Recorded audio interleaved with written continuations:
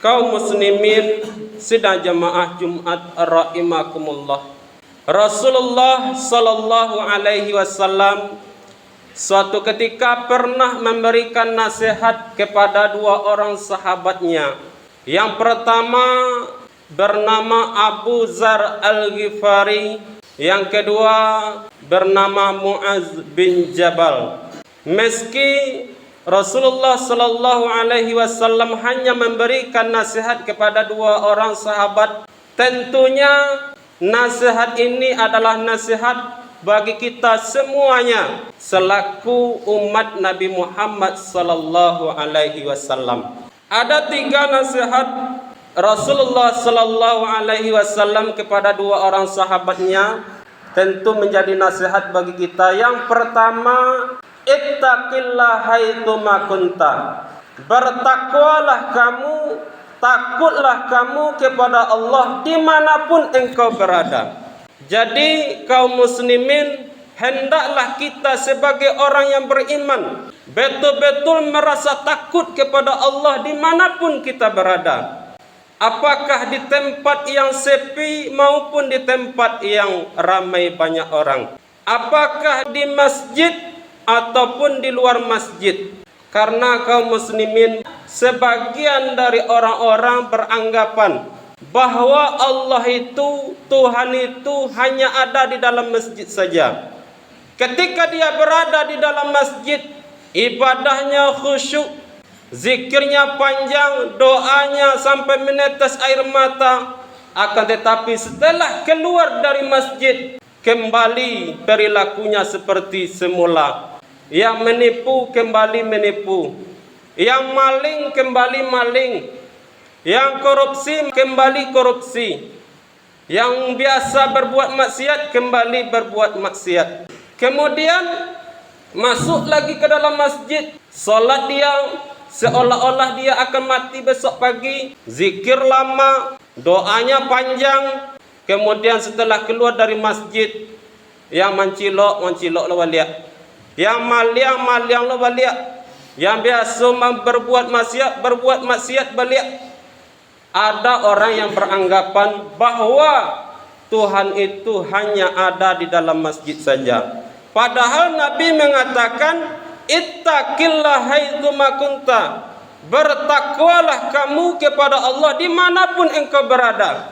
Kalau ini sudah tertanam di dalam hati sanubari kita, selaku umat Nabi Muhammad sallallahu alaihi wasallam menghadirkan Allah di dalam hatinya, di dalam kehidupannya, maka orang tidak akan berani lagi menipu. Tidak akan ada lagi orang yang maling, tidak ada lagi orang yang mencuri, tidak ada lagi orang yang berbuat maksiat. Ittaqillah haitsuma kunta. Takutlah kamu kepada Allah dimanapun engkau berada. Bagaimana caranya? Taqarrub ilallah, mendekatkan diri kepada Allah subhanahu wa ta'ala, yaitu beramal soleh. Kemudian yang kedua, nasihat Nabi Muhammad sallallahu alaihi wasallam kepada sahabatnya, wa atbi'is sayyi'atal hasanata tamhuha. Ikutilah, iringilah keburukan itu dengan kebaikan. Niscaya kebaikan yang kita lakukan akan menghapus dosa-dosa yang pernah kita lakukan. Maksudnya apa? Apabila kita berbuat dosa, berbuat kesalahan, mari kita kembali kepada Allah, bertobat kepada Allah subhanahu wa ta'ala. Karena manusia itu tak luput daripada kesalahan dan dosa. Sebagaimana Nabi mengatakan, kullu bani Adam khatta'i wa khairul khatta'u at-tawwabun. Setiap anak cucu Adam itu berdosa, tapi kata Nabi, sebaik-baik orang-orang yang berdosa, dia kembali kepada Allah, bertobat kepada Allah subhanahu wa ta'ala. Kenapa kita dianjurkan bertobat? Karena ajal tidak ada yang tahu. Malam masih bisa bercanda gurau dengan keluarga, dengan kawannya. Ternyata di subuh harinya diumumkan oleh orang lain, inna lillah wa inna ilaihi raji'un.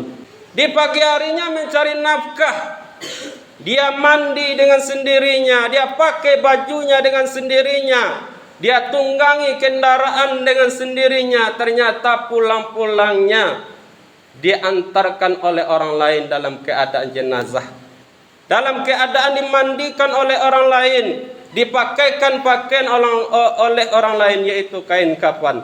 Tidak tak ada yang tahu ajal kita. Maka apabila kita melakukan dosa, cepat-cepat kita bertobat kepada Allah Subhanahu wa taala. Yang terakhir, nasihat Nabi Muhammad sallallahu alaihi wasallam, wa khaliqin nasa bi khuluqin hasan. Bergaullah dengan sesama manusia dengan akhlak yang mulia. Diutamakan di dalam pergaulan kita sehari-hari yaitu berakhlak baik. Karena Nabi Muhammad sallallahu alaihi wasallam diutus ke muka bumi ini oleh Allah, yaitu memperbaiki akhlak manusia. Innama bu'ithu liutammima karimal akhlak. Sesungguhnya aku diutus oleh Allah ke muka bumi ini, kata Nabi, hanyalah untuk memperbaiki akhlak manusia. Nabi diutus ke muka bumi ini bukanlah untuk memperbaiki ekonomi. Nabi diutus ke muka bumi ini bukanlah memperbaiki bangunan, akan tetapi Nabi diutus ke muka bumi ini hanyalah untuk memperbaiki akhlak manusia. Yang akhlak inilah yang langka bagi kita. Kalau orang kaya itu banyak, orang hebat itu banyak, orang pintar itu banyak, tetapi orang yang berakhlak mulia itu langka. Sebagai contohnya, siapakah orang yang melakukan korupsi itu? Apakah orang yang melakukan korupsi itu adalah pedagang sayur? Bukan. Apakah orang yang melakukan korupsi itu adalah orang-orang bawahan? Bukan. Akan tetapi orang-orang yang melakukan korupsi itu rata-rata orang pintar, orang hebat, tapi tidak ada akhlak. Maka Nabi diutus ke atas dunia ini untuk memperbaiki akhlak manusia. Wa khaliqin nasa bi khuluqin hasan. Bergaullah dengan sesama manusia dengan akhlak yang baik. Bagaimana caranya, Ustaz? Yaitu perbuatan kita, kata-kata kita pelihara, jangan sampai menyakiti hati orang lain. Inilah 3 nasihat Nabi Muhammad sallallahu alaihi wasallam kepada 2 orang sahabatnya. Tentu nasihat ini buat kita selaku umat Nabi Muhammad sallallahu alaihi wasallam. Yang pertama, bertakwalah kamu kepada Allah dimanapun engkau berada. Yang kedua, iringilah keburukan itu dengan kebaikan. Niscaya kebaikan yang engkau lakukan akan menghapus dosa-dosa yang pernah engkau lakukan. Yang ketiga, bergaullah dengan orang lain sesama manusia dengan akhlak yang mulia. Mudah-mudahan 3 nasihat Nabi Muhammad sallallahu alaihi wasallam ini bisa kita amalkan di dalam kehidupan kita sehari-hari. Mudah-mudahan khutbah yang singkat ini bermanfaat bagi kita semua. Fattabiru ya ulil absar la'allakum turhamun.